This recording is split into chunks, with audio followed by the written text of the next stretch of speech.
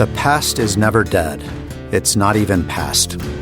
I'm your host, David Swartz. This is Rebel on Main, Episode 3, Ghosts of Jessamine. 100 years ago, Main Street was the place to be, especially the block in front of the courthouse. Every Saturday morning, folks came for the shopping and the people watching. So many drove in from the countryside that it was nearly impossible to find a parking spot. If you managed to find a good one, manners dictated that you leave your vehicle unlocked so that other people could climb inside to rest. It wasn't unusual to return with armfuls of bags, only to find complete strangers snoring away in your car. They say no one ever had anything stolen. It's the kind of hospitality I fell in love with when we moved to Jessamine County, Kentucky, a decade ago. I can see why the tourism department released a promotional video called Jessamine County, Home of Horses, History, and Hospitality. The video features stunning aerial footage of the courthouse, the Civil War site of Camp Nelson, and the farm that produced Triple Crown winner, American Pharoah. The landscape is so beautiful and welcoming with its stone fences and elegant horse farms. This video is a true story of Jessamine County. I know it because I've experienced it. I've been on lots of beautiful hikes here. People smile when you walk by, and they'll do just about anything to help you out.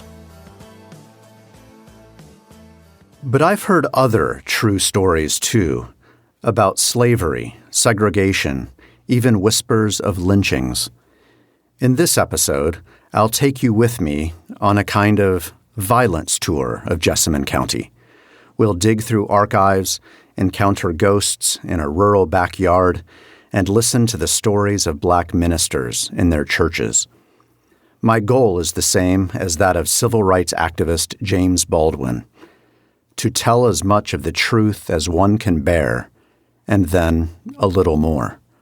So here's your warning.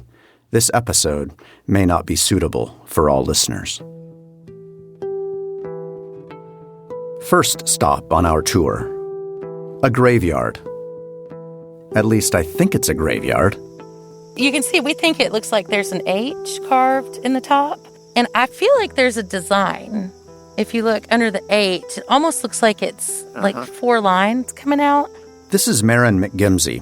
I first encounter Maren when she begins posting on social media about some possible graves of enslaved people on her property, way out in the country toward Camp Nelson, near Jessamine Creek. A few months after purchase, we were given a piece of paper that was about the history of this particular area. And in it, it stated that there was a cemetery for people who had been enslaved in the back part of our yard. And, we kind of walked back there and looked. We saw what we thought might be a small tombstone or something, and then really just left it alone. The slab of stone in question is tucked in between what we here in the bluegrass call trash trees, scraggly things that live only 10 to 15 years. If this stone really is a grave marker, it's a far cry from the elegant obelisks up at the landscaped Maple Grove Cemetery in downtown Nicholasville. From what I understand, the animal barn was kind of where that house is. So you would have had animals knocking things over. So we're lucky that we have that one. And all around, there are other broken stones covered in moss. It looks like it could be the vestiges of a small cemetery. If that's what it is, I'm standing amidst the remains of people whose stories were untold for 200 years and remained untold until... It's the part where I'm going to sound like a crazy person. Over time, as we lived in the house, things began happening. It was the spring of 2020. Maren started spending more time at home because of COVID. I can a lot of my own things. She's talking about canning food, putting up tomato sauce and corn relish from vegetables she grows in her garden. And I was canning one day, and I heard a noise in my walk-in pantry, and a jar that had been sitting far back on the shelf had somehow been lifted off the pantry and rolled across the floor. That's not all. We had times when the dogs were fed and nobody was home, and I would hear whispering in certain parts of the house. It was around this time when Breonna Taylor and George Floyd were killed. This year's been very, I think, restive on a lot of levels, and I think it is restive on a spiritual level. As protests began at the Jessamine County courthouse, the ghostly activity at Maren's house spiked. A mirror that was mounted on the wall was thrown off the wall. And that's when I decided that maybe someone was trying to get my attention. She developed a theory. I don't know how it works in the afterlife, but I wonder if people who've been marginalized and haven't had their names recorded in the record, maybe sometimes they find a way to kind of communicate and say, we were people, we had names, we lived, and we want that acknowledged. But Maren couldn't acknowledge them. She didn't even know their names. So I kind of am really intense. I love to research. I used to be a paralegal. So once I decided to go for it, I just started digging in. And so since then, I've been crawling around in the county clerk's records, pulling down these records that are, 200 years old to look through and kind of see. But those early records, Maren discovered, sometimes aren't very helpful. The biggest problem is that slavery as an institution worked on erasure. You can see it in the vital statistics records for the state of Kentucky. Even though there's a space for the name of the mother of a child that's born enslaved, they wouldn't put it there. Very rarely you might see just a first name, but they wouldn't put it. And they wouldn't put the father's name. They put the name of the owner. Federal census records are even worse.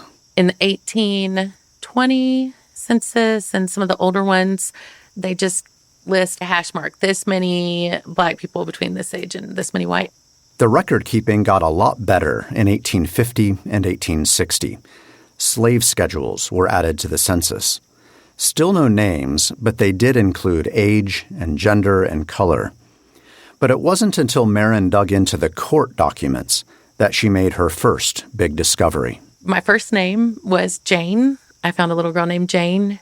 She was the 6-year-old girl that had been listed on the slave schedule, and I found her birth record. And so that was I was super excited. It was just amazing.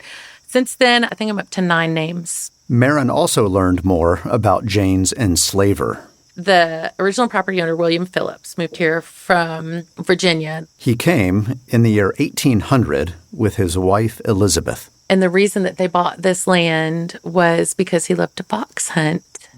And this was very rich. We still have tons of foxes. The foxes, though, didn't make up for an unhappy marriage. He was kind of moved here and then kind of ditched her here with the kids and ran around. And then he died in 1815. As a woman, Elizabeth wasn't allowed to manage any of the money or property William left behind. So anytime she needed a payout, there's a court record of the payouts. And those are all in the clerk's records. Most of the records have to do with payment for clothes, school tuition, and so forth. But then Maren found the final estate settlement. So that's where I was able to find the first notations of people that they had here on the property that were enslaved. They had to determine what to do with the slaves. They is Elizabeth's children, siblings who stood to inherit the property. And the siblings all drew straws, and each one got to choose a slave. And then they had to pay the mother. So, for instance, Harrison draws a slave named Mary and has to pay $300. So Buford, one brother, draws Sam and has to pay 33 1/3% for his share. Maren finds this horrifying. These are humans. These are human people that they're literally drawing straws and paying each other. And it's just stunning, absolutely stunning. And this is just one small family in Jessamine County, which was just one of about 100 counties in Kentucky, which was just one of 15 slaveholding states.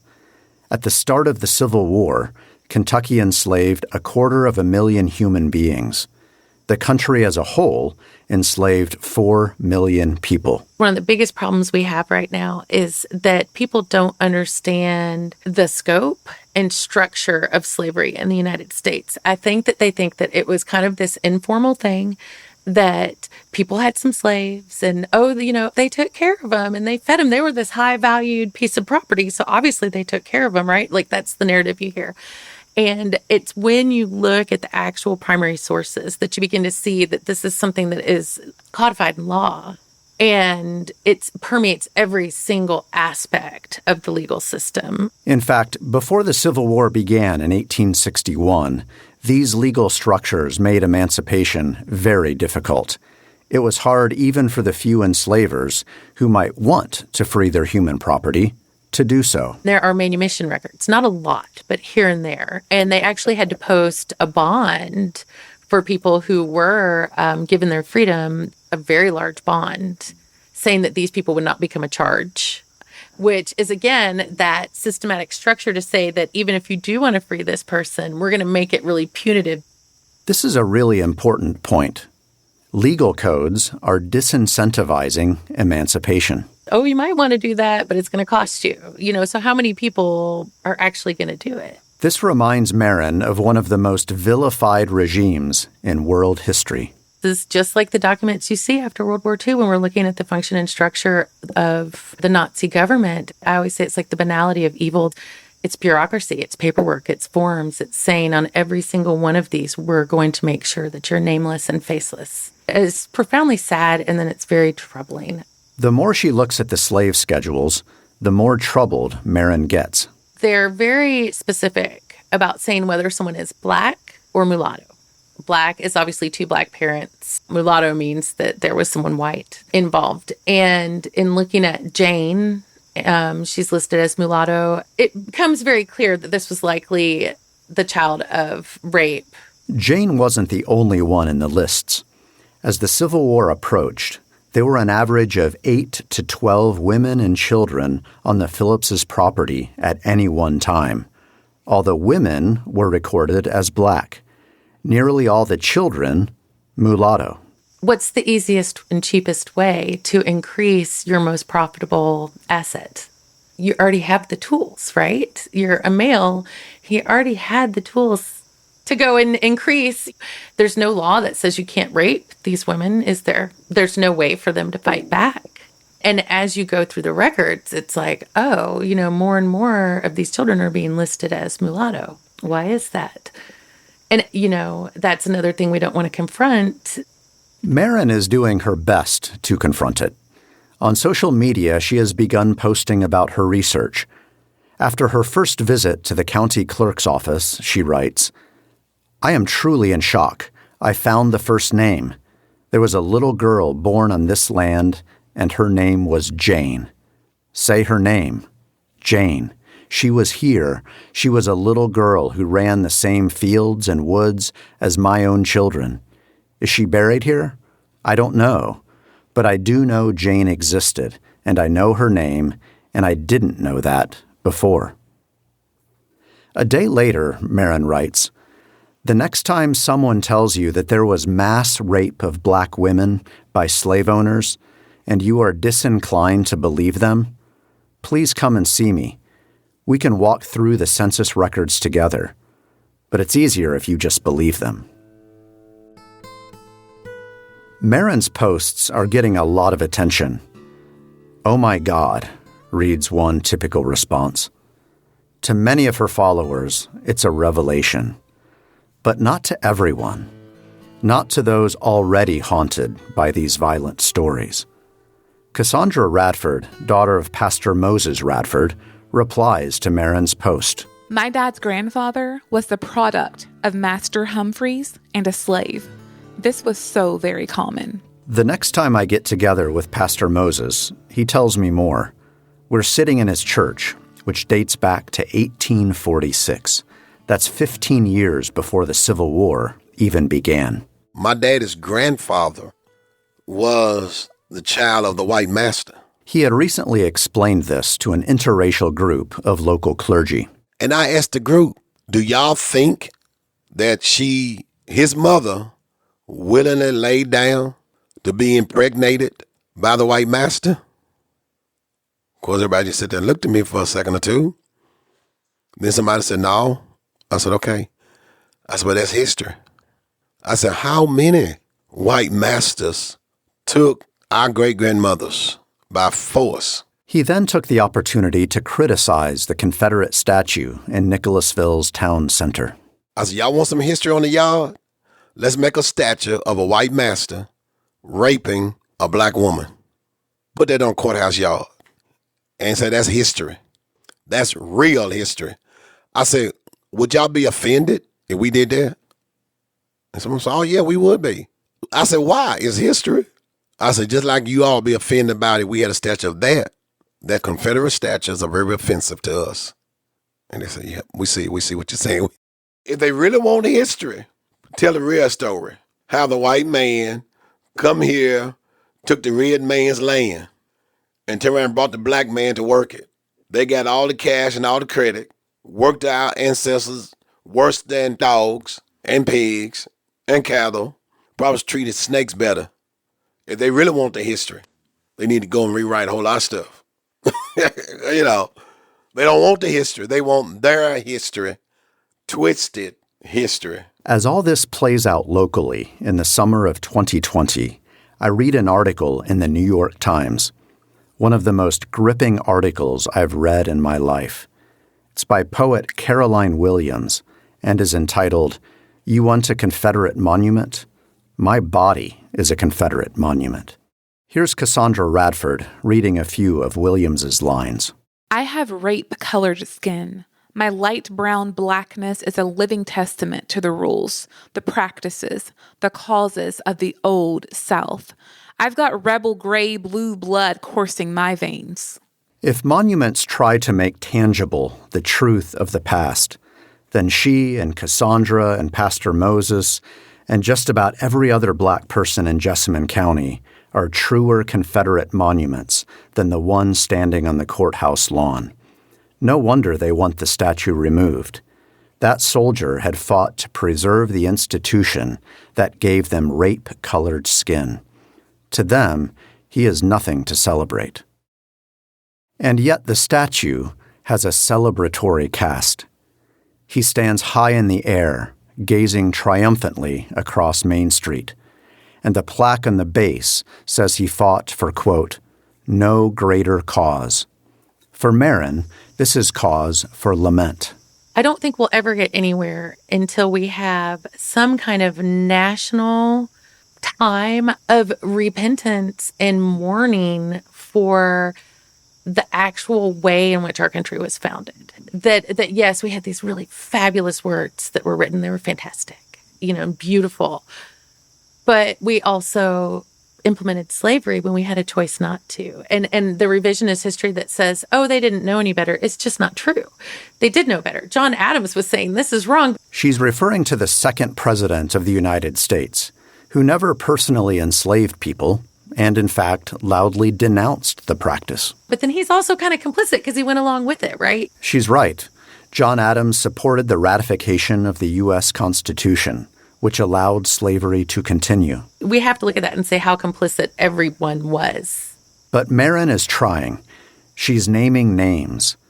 The Founding Fathers for writing slavery into the Constitution, the Phillips family for enslaving Jane's mother, whose name Maren still doesn't know. No wonder she's seeing and hearing ghosts.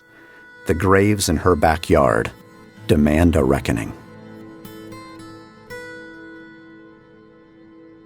The second stop on my tour is notable for the violence I don't find. At the weekly gathering of the Jessamine County Historical Society, I discover an old VCR tape. It's a recording of an outdoor drama staged in 1987, the eve of the county's bicentennial. After rooting around shelves and filing cabinets, I finally find the right cords and equipment to play the tape. Half a dozen other historical society members settle in to watch with me. Enjoy yourselves and relive the old times during Jessamine. It's a charming and impressive production. There's period costuming, elaborate choreography, pyrotechnics, real-live horses, and a homegrown cast of more than 250 actors. Jessamine County, 1774, was not all music and dancing. At the beginning, it's narrated by the character of legendary woodsman Daniel Boone. Becky, remember that night back in 1769 when John Finley came by our cabin there in the woods in North Carolina? Remember how we welcomed him into the fireside and he told us over and over again about his journey to the north and the place where he saw the buffalo that were like herds of cattle and deer that he licked out of his hand. Finley and other Revolutionary War veterans settle the land, fight with Indians, and set up a local government. Everyone looks good. The pioneers who import Southern gentility are hard-working and brave. The Indians are noble and fierce, and the only black man who makes an appearance is selfless. We had this fine black man, Cupid Walker, who was the custodian of our church. He would carry in the wood, build our fires, clean and fill our lamps, keep the church spotlessly clean, and look after all our needs. Why was he called Cupid? I really don't know. Perhaps because he just went about making things pleasant for others. Pleasant is a peculiar way to describe the service Cupid performed in the county, especially during the cholera epidemic of 1850. Quietly moving about through town, and when he'd come to a home where a body had been placed outside a door, he would gently pick it up, carry it to the cemetery, and bury it.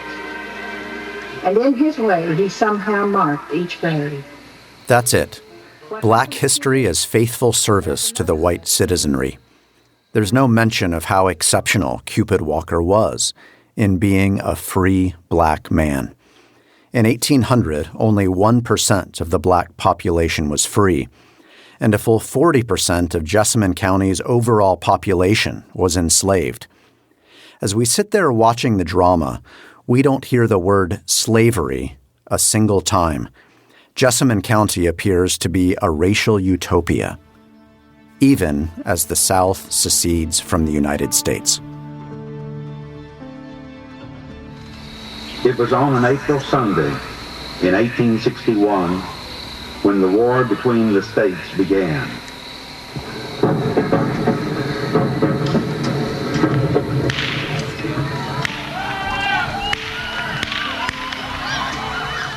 State against state, brother against brother, father against son, and throughout, all sides are portrayed as courageous and righteous.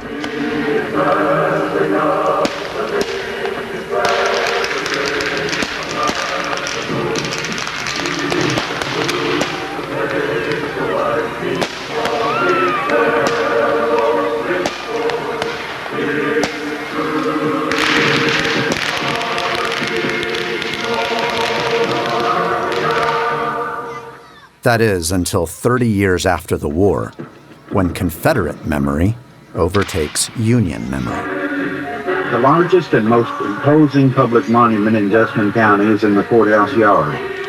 That tall soldier with musket is in memory of the Confederate dead buried in Maple Grove Cemetery.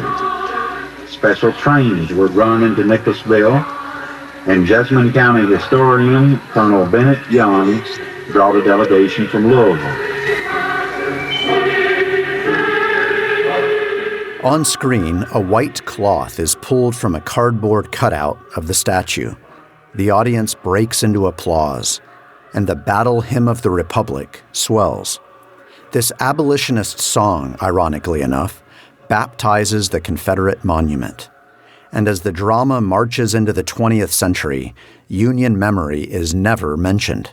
Emancipation as a war aim is never mentioned. Black people voting for the first time after the war is never mentioned. In 1896, and still in 1987, the only memory of the Civil War on the courthouse lawn is Confederate.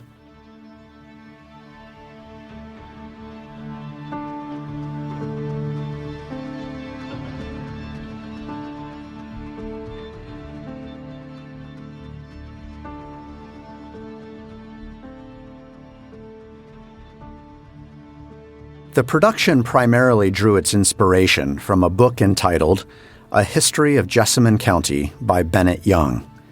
Yes, that Bennett Young, the architect of the Confederate statue And 30 years earlier, the leader of that crazy raid on St. Albans, Vermont during the Civil War.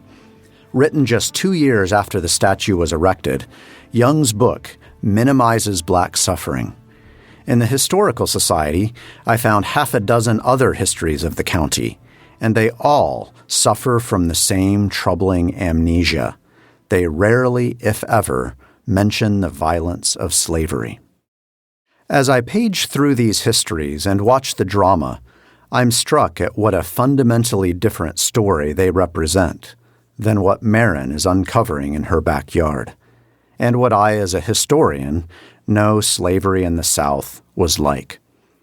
Wanting to take the full measure of Bennett Young's complicity in slavery, I invite Maren on my next violence tour stop. She agrees to meet me at the courthouse, which is just across Main Street from the Historical Society. All right, it is a cloudy May morning, and we're about ready to go into the county clerk's office.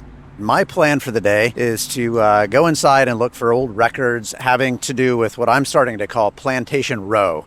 That's a row of half a dozen plantations on Wilmore Road, a major road I drive on all the time. One of those plantations was Robert Young's. He's the father of Bennett. Okay, so he's the one that put up the statue and brought Exactly. the people from Louisville. And if we kind of poke our head around the corner here, we can see the statue Right. that went up in 1896, and Bennett gave the dedicatory address Right. there. Yeah.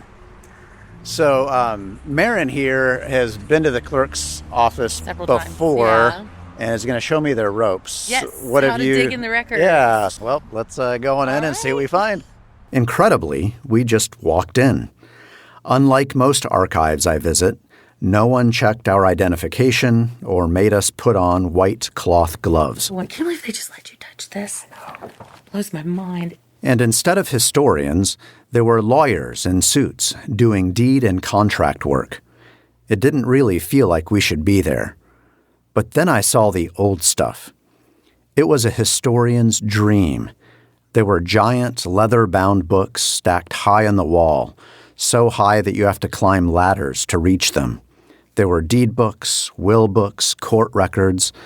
The most exotic and jarring were the marriage books, with white and colored still stamped on them. So let's go to oldest record first. So we've got this record here. Those don't look right, do they? They don't match Bennett's mother's name of Josephine. Before long, we've opened 5 huge books, all spread out in front of us, looking for the right guy. He's kind of slippery, so what we're trying to do is generally just nail down the details of, address, first, last name, court things that were going on. The writing gets pretty sloppy. As you saw with the marriage records, Lamb was written as land, Young was written as Gung. It's kind of unbelievable. This was one of the wealthiest men in the county, and we can't locate him. We'll find him, I promise you.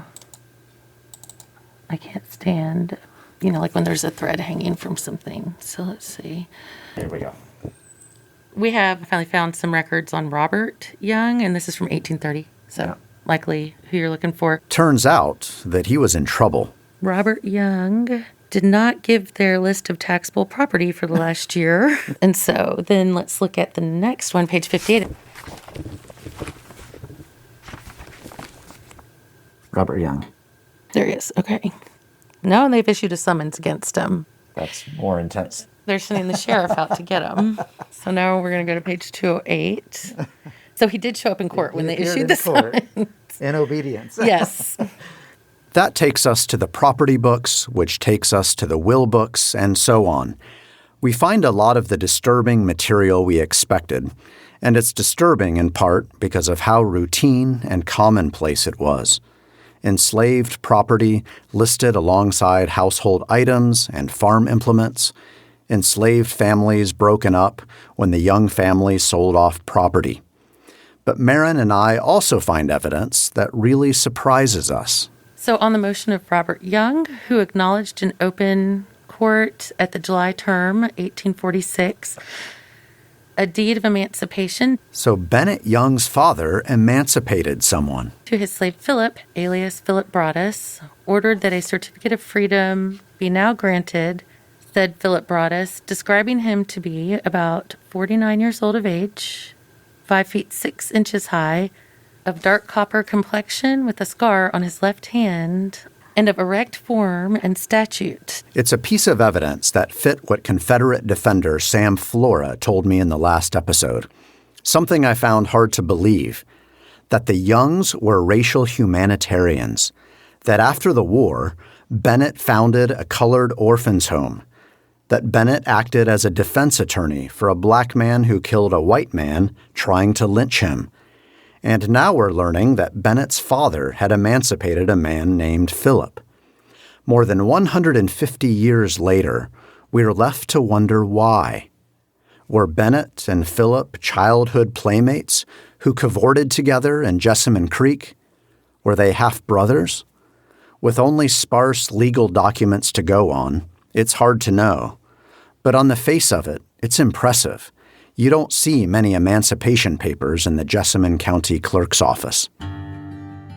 As Maren and I piece together the Young story, I begin to see how the truth of racial violence got buried. Confederate apologists used partial evidence to build an incomplete interpretation of local history. An interpretation still told by the Confederate statue, the county's history books, and the outdoor drama. And it's not just Jessamine County. Similar formulas were employed throughout the American South following the Civil War. It's a narrative called the Lost Cause. In fact, just a few weeks earlier, I had given a lecture on the Lost Cause to my students at Asbury University. I told them it consisted of 4 tenets. First, the Lost Cause lionized Confederate courage. The rebels were really brave. Second, it claimed direct lineage to the American Revolution, saying that the South's secession in 1861 was a continuation of the patriotic revolt of 1776. Third, it cast the North as an industrial juggernaut that crushed the Confederacy's farming paradise. And fourth, the Lost Cause maintained that slavery was a good practice. This last one fit the property history Maren was given when she bought her place. The enslaved people, it says, were, quote, treated well and didn't want to leave after the war. Maren's own words, however, jar me back to the county court records.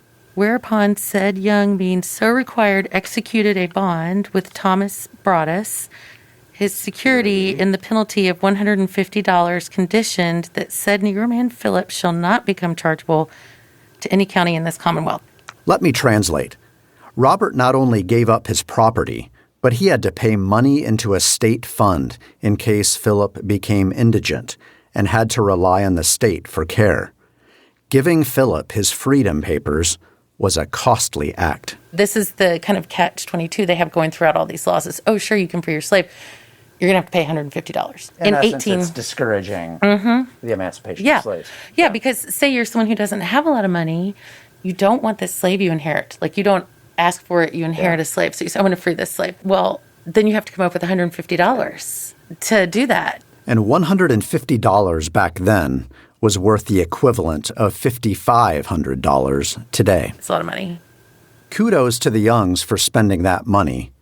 But this one family's records also demonstrate how legally, economically, and socially committed Kentucky was to slavery. An institution, by the way, that made Robert Young a very rich man. When he died on Thanksgiving Day, 1889, at 86 years old, he was said to be the wealthiest man in the county. He may have emancipated Philip, but he didn't emancipate dozens of others. And to my knowledge, neither he nor his son Bennett renounced slavery even after the war. To learn more about how slavery, racism, and the Lost Cause were linked, I sit down with Carolyn Dupont, professor of history at Eastern Kentucky University. People like the Youngs, she tells me, were true believers.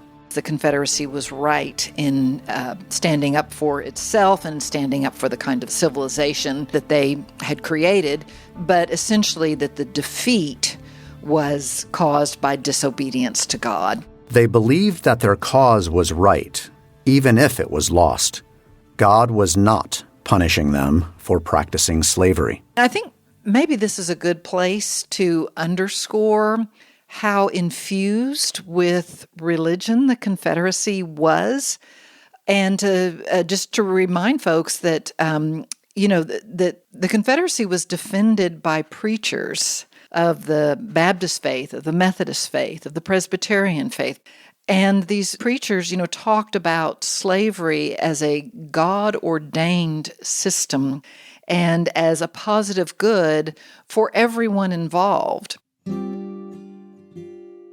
So instead of repenting for slavery after the war, these former enslavers and their kind doubled down on racial hierarchy, and they invented the lost cause.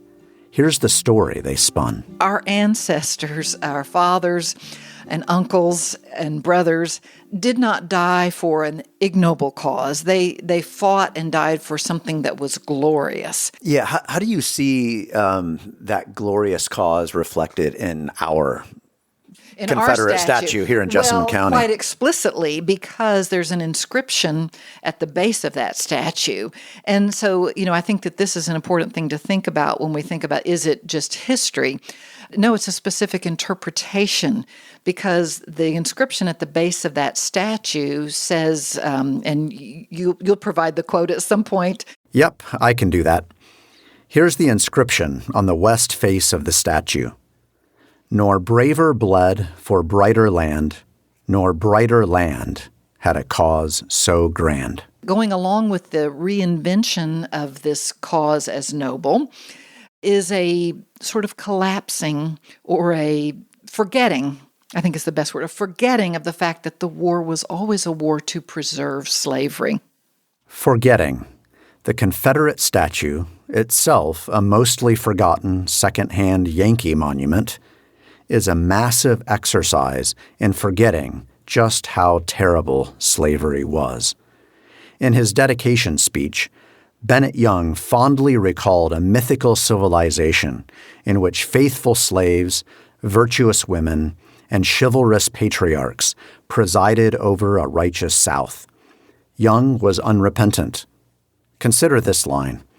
There are many instances in history where the cause of the just is defeated and where wrong has prevailed. David, I've not stood there and gawked at it as much as you have, but the figure, he's assertive, maybe even a bit aggressive. He's a soldier, he's got intent, he's forward-moving, he's not cowed, he's not defeated. And so we also just need to think about what a statue in a public place means. This is a place where we want to elevate our highest values. And literally, the soldier is elevated. And so to say that it's not an interpretation, to say that it's just the facts of history, I don't think that that view can be supported. And as the defense of slavery becomes less defensible, people reinterpret the interpretation. They reinvent the causes of the war as something less noble than that. Remarkably, the lost cause won the narrative war, even in parts of the Yankee North. My mother recently told me that when she was growing up in Flint, Michigan in the 1960s, she was taught that the Civil War was about states' rights, not slavery.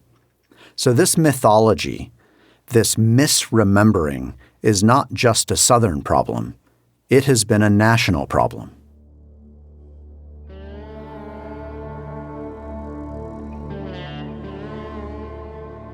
So far, this violence tour of Jessamine County's slave-holding past has taken us to a rural backyard, the Historical Society, and across the street to the courthouse. Next, I'm headed to the local library to read old copies of the local newspaper. But first, there's one last thing to see at the Historical Society: a video of the 1995 rededication of the Confederate statue. The video opens with two guys in true 90s garb, white t-shirts tucked into faded blue jeans. They're standing on the statue's base and draping a white veil over its head before the ceremony begins. The statue was in bad shape the last time a crowd had gathered in front of it. Originally a dark golden bronze, the soldier had aged. A thin film of copper oxide had turned him green and brown. Part of his bayonet had broken off too. As I look at the hooded statue on the television screen, it strikes me that the City Fathers could have just let it fade and crumble like the lost cause it represents. Instead, they chose to restore it. The county hauled it to Louisville, where technicians scrubbed the mold and repaired the bayonet. Back home again in Jessamine County, the gleaming 99-year-old Confederate statue was again unveiled. This time, the ceremony included the Stars and Stripes and the song America.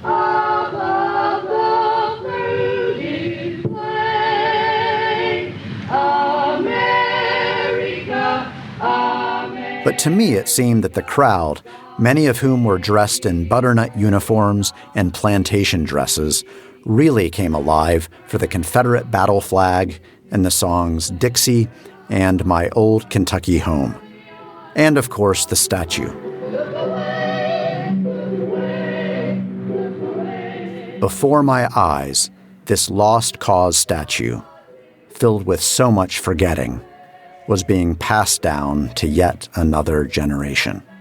No wonder the statue still seems like good history to so many.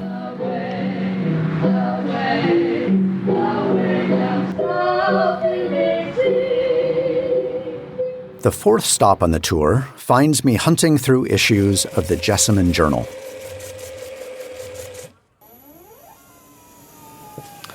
I'm at the Jessamine County Public Library, working a microfilm machine.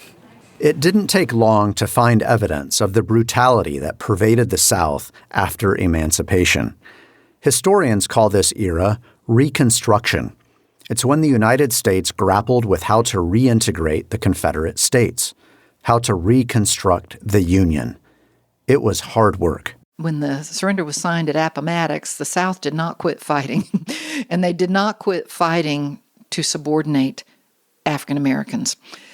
And so, Reconstruction is this period of horrible violence against Black Americans, all aimed at depriving them of political rights. In Jessamine County, the prejudice and violence continued well past Reconstruction. The first surviving issues of the Jessamine Journal appear in 1887, and they are awful. Article after article uses the derogatory term Sambo to refer to Black people. It suggested that they were slaves to their bodily instincts. There are a few exceptions in the newspaper. Occasionally, Black people are called faithful Negroes or nurturing mammies. These Black folk are lauded for having resubmitted to the expectations of their former enslavers. Those who had not fallen into line are labeled with the N-word or something similar. Okay, here's an article from 1889 entitled Hell in Herveytown. Herveytown was the Black section of Nicholasville, just one block east of the courthouse. It's where, according to this article, unfaithful Negroes insulted white ladies. They forged checks, shot neighbors, molested their children, and desecrated the Sabbath by shooting craps. It's one thing to hear historians describe the period after the Civil War as racist. It's something more to read the actual words. And it wasn't just words, says Professor Dupont. It's how society itself was structured. They implement a series of laws that relegate African Americans to low status, put them in separate and inferior schools when they offer schooling at all, force them to work in these labor contracts that are very exploitative. Like much of the American South, Jessamine County officials segregated neighborhoods, ballparks, churches, restaurants, cemeteries, even swimming holes. Signs all over town stated, "For white people only." There were unwritten rules, too. Black persons had to step aside and remove their caps when encountering whites on the sidewalk. Black men had to avert their eyes when passing white women.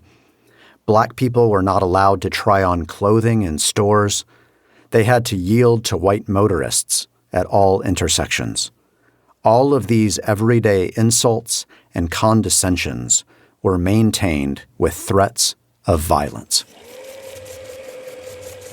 This headline on February 7, 1902, looks like it comes out of deepest Mississippi, but it's here in the Jessamine Journal. It reads, "Quick work. Tom Brown colored assaults a young lady and is hung to a tree in the courthouse yard." The article explains that bloodhounds tracked down the black teenager out in the countryside. Police then took Tom Brown to be identified by the young white woman who had accused him of rape. I'm standing by the old jail in downtown Nicholasville. Tom Brown never made it inside. Right here on the sidewalk is where the mob violently seized him from the police. They dragged and pushed and carried him 2 blocks down Main Street until reaching the courthouse lawn. By then, the newspaper said, Brown was more dead than alive. At high noon on that Monday, a telephone lineman holding a rope in his hand ascended a sycamore tree. On the ground, the other end of the rope was fashioned into a noose and placed around Brown's neck. Dozens of white hands then grasped the rope to swing the black man up into the air. By 1 p.m., Tom Brown was dead. Back at the library, I read how it ends. After hanging to a tree for an hour, Brown's body was cut down by Coroner Fain and taken in charge by Undertaker F.P. Taylor. Everything being conducted in an orderly manner. This narrative, says Professor Dupont, fits a larger pattern of lynchings. Many people think, that it's a frenzied mob foaming at the mouth and something overtakes them and they go crazy. It's actually not. It's calculated. It's rehearsed. It's planned. It's performed. So there's actually a ritual to it. But the ritual didn't include a courtroom trial. It's impossible to know whether Brown was guilty. At the turn of the 20th century, there were documented cases of black men assaulting white women. There were many more cases, however, of white women caught having consensual sex with a black man and then accusing him of rape to protect their own reputations. Whatever the case, the swift lynching of Tom Brown met no civilized standard of justice. There was no judge. There was no jury. Instead, the hanging was a warning. The Jessamine Journal declared, "May this serve as an object lesson to all who harbor these fiendish thoughts in their minds, that our daughters, wives, sisters, and mothers may have protection from such red-handed scoundrels." It's important to note that white men in Jessamine County did not serve as object lessons when they were in similar situations. They were given defense attorneys. Well, lynching is extra legal. The message to whites is we can do this with impunity. The statue on Main Street, says Professor Dupont, reinforced this message. It's not just the one lynching in Jessamine County that was done next to a Confederate statue.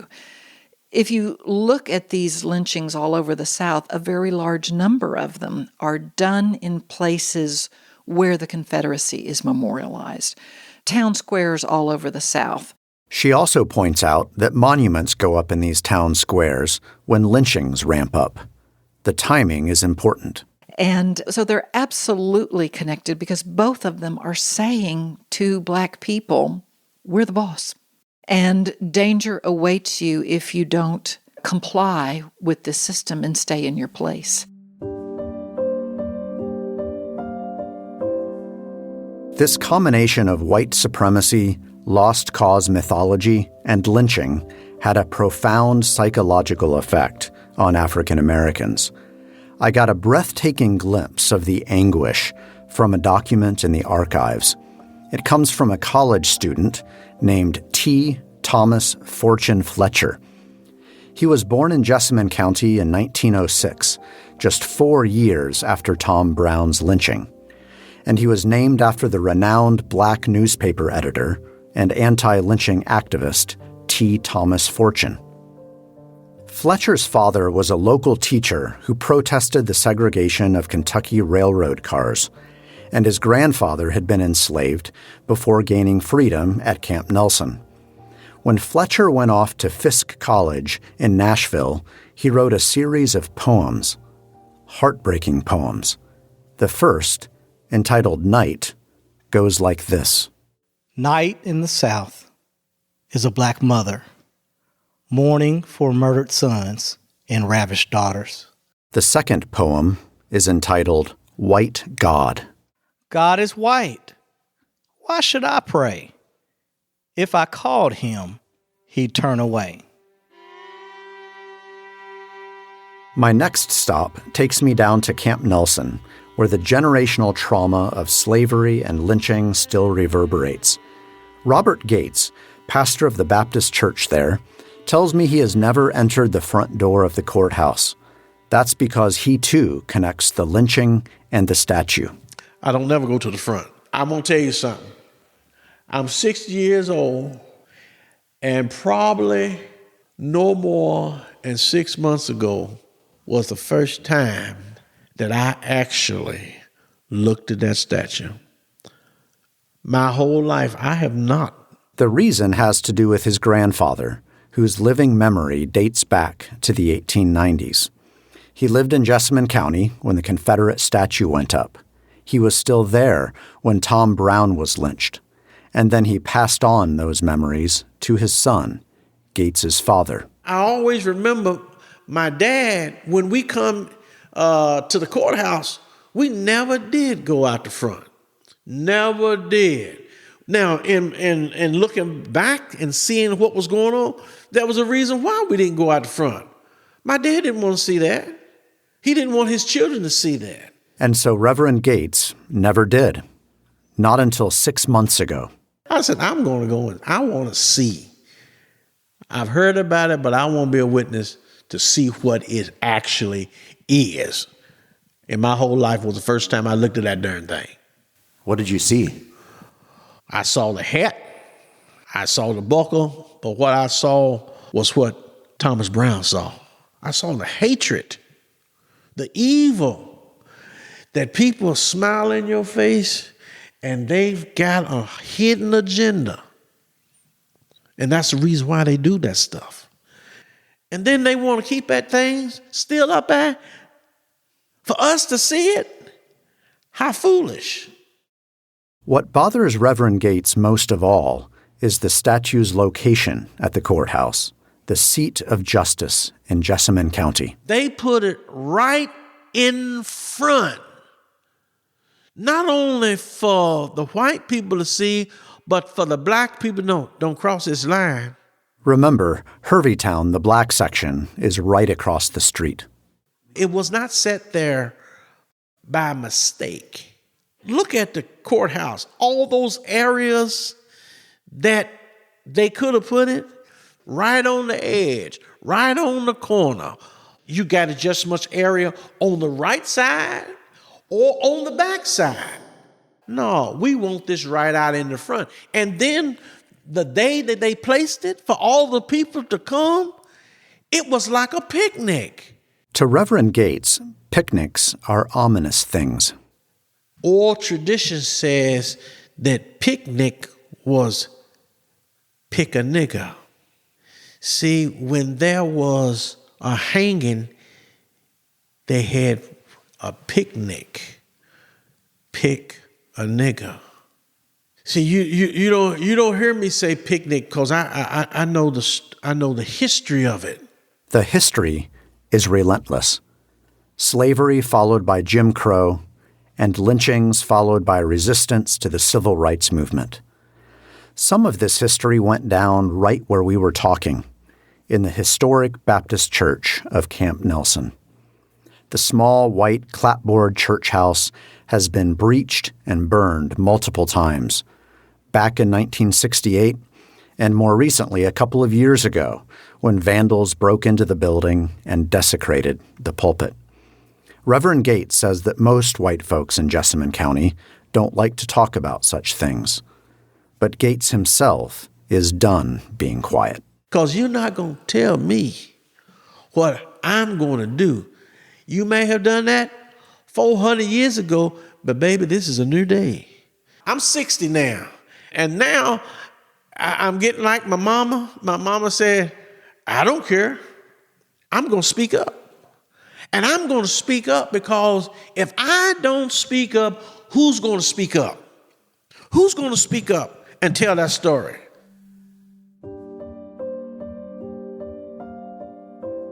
The final leg of my tour takes me out of Jessamine County. I follow what's known as the Bourbon Trail, past distilleries that make Kentucky's signature drink. I drive past the most highly regarded horse farms in the nation to Frankfort, the state capital. I'm here to see a truly disturbing object. I'm at the Kentucky Historical Society with museum manager Jamie Bartek, and he has asked me to put on these green rubber gloves. Jamie, what are you about to hand me? David, what you're looking at is, it's a dessert spoon, but we often refer to it here as the lynching spoon. Could you give me a physical description of it? Yeah, it's about 8 inches long. It's silver. The handle itself has got some ornate engravings on it, sort of some beading on there.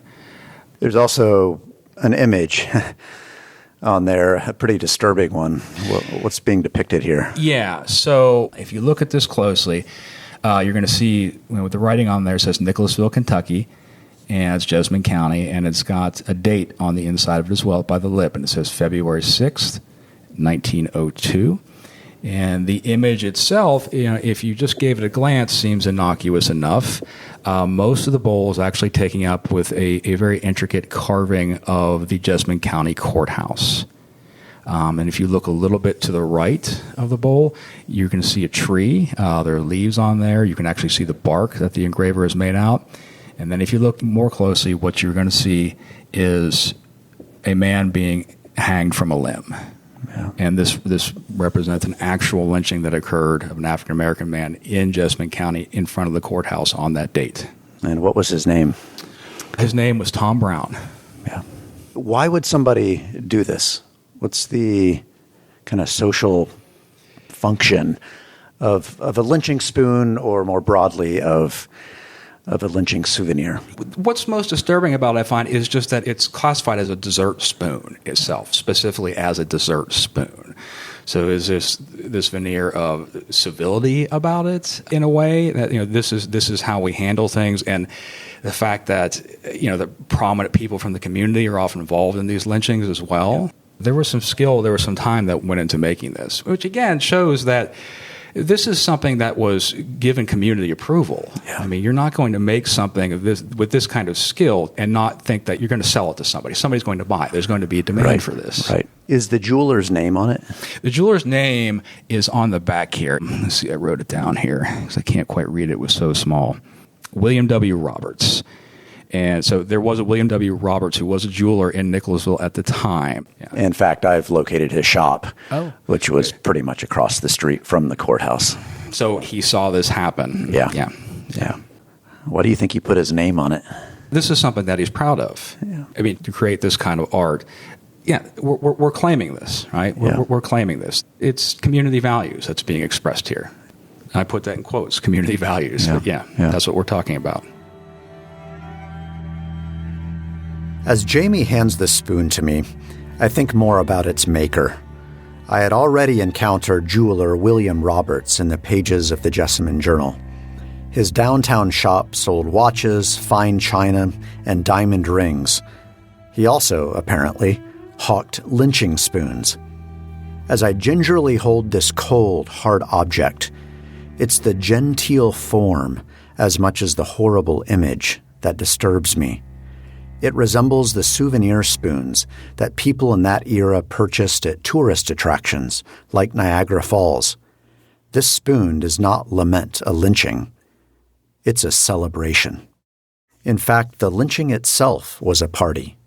Accounts said that the whole city turned out, that all the women applauded at the end. Northern newspapers said that locals with guns fired hundreds of times into Tom Brown's corpse. After the carnage, men, women, and children gawked at the mutilated body suspended in the air. Some took pictures. After the coroner cut him down, the crowd scrambled for keepsake pieces of the rope.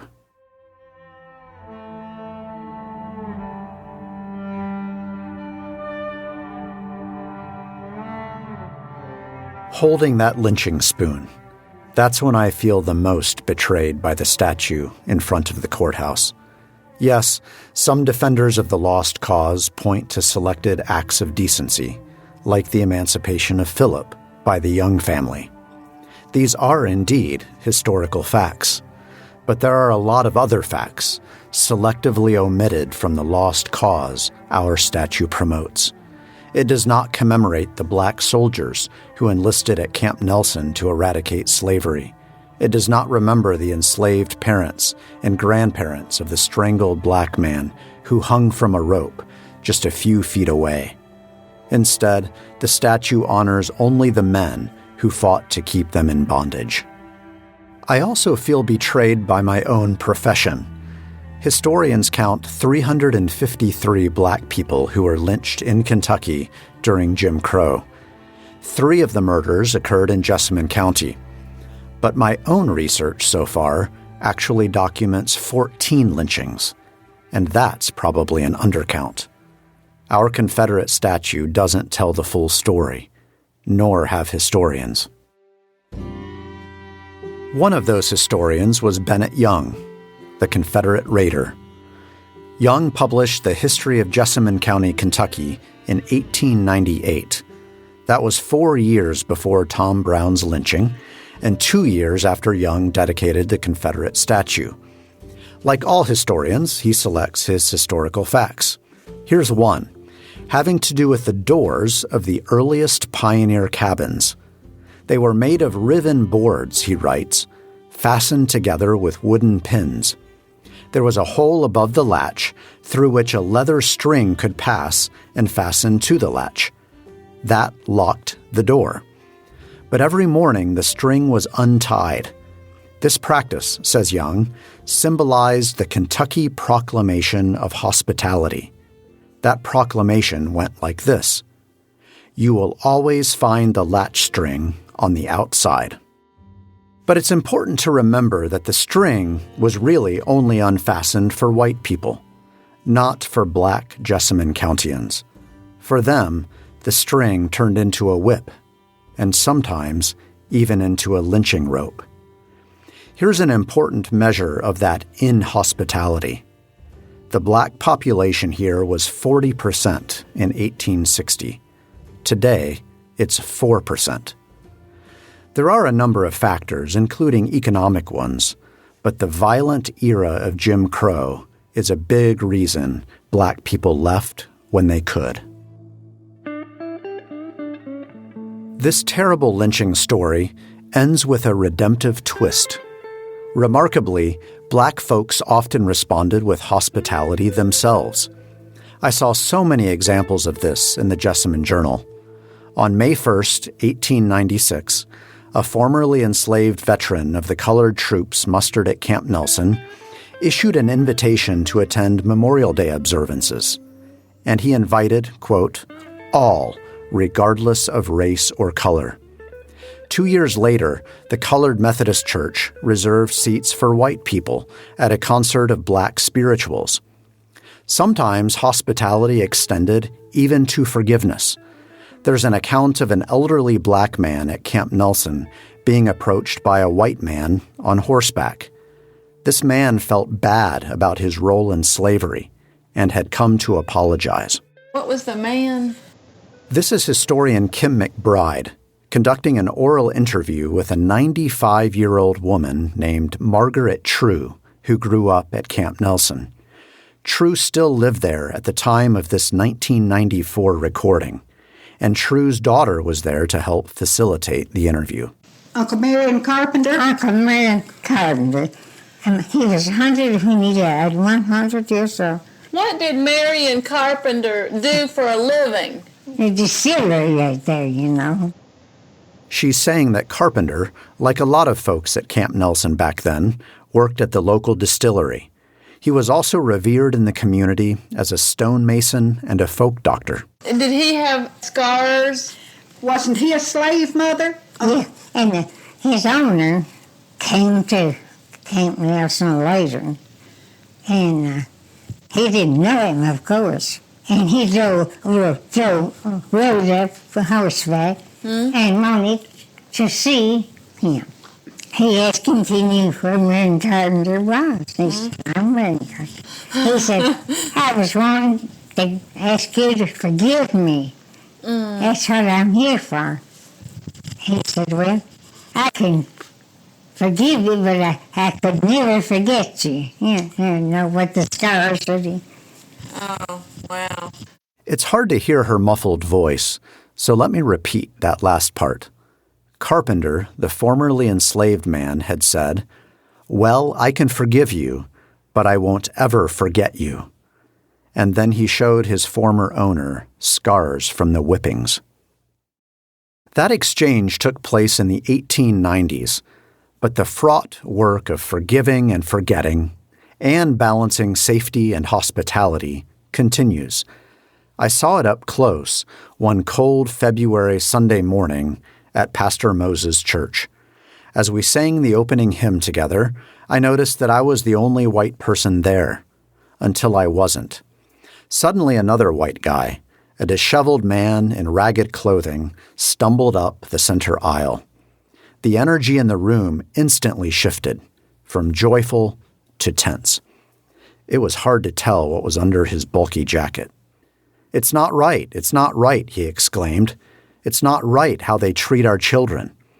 He was making no sense, and I tensed up too as the elders descended from the stage. They were completely coordinated, as if they did this all the time. In seconds, they reached the man and extended yet another act of hospitality. Gently putting their hands on his shoulder, they talked with him and even let him speak briefly to the congregation. Then they walked him to the back of the sanctuary. At the end of the service, an elder gave a report. The man was not dangerous. He had simply felt called by God to deliver a message. Perhaps, the elder continued, the man had been called by God. After all, we should be kind to our children. The church's response was an inspiring act of dignity and compassion. But as we sang the closing hymn, Jesus is a rock in a weary land, I could detect in the congregation their own weariness, a long weariness.